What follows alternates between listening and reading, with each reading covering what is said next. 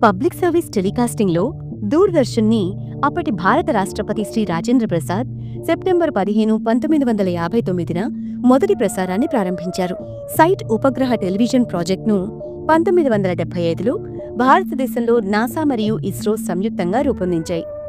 ఈ ప్రయోగం ద్వారా గ్రామీణ భారతదేశానికి టెలివిజన్ ద్వారా సమాచారం అందించడమే లక్ష్యం. ఆర్థికంగా వెనుకబడ్డ వారికి, చదువుకోలేని వారికి ఉపయుక్తమైన విషయాలు నేర్పడం, ఉపగ్రహ ప్రసారాల్లో భారతదేశానికి సాంకేతిక అనుభవం కల్పించడం సైట్ ఉద్దేశం.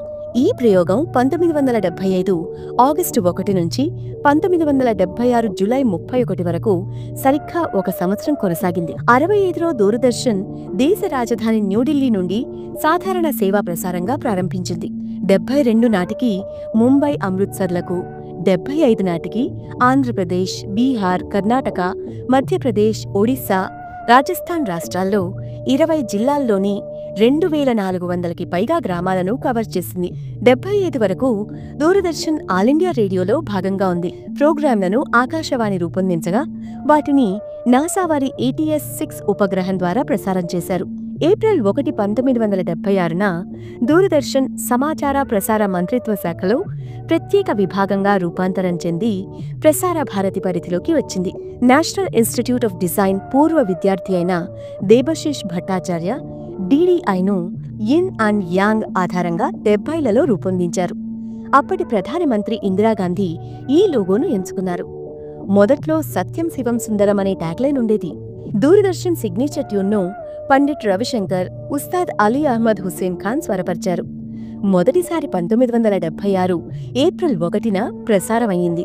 హైదరాబాద్లోని రాజ్భవన్ రోడ్లో అద్దె బంగ్లాలో ప్రసారాలు ప్రారంభమయ్యాయి. తొలి రోజులలో నండూరి విఠల్ డైరెక్టర్గా కార్యక్రమాల రూపకల్పన చేశారు.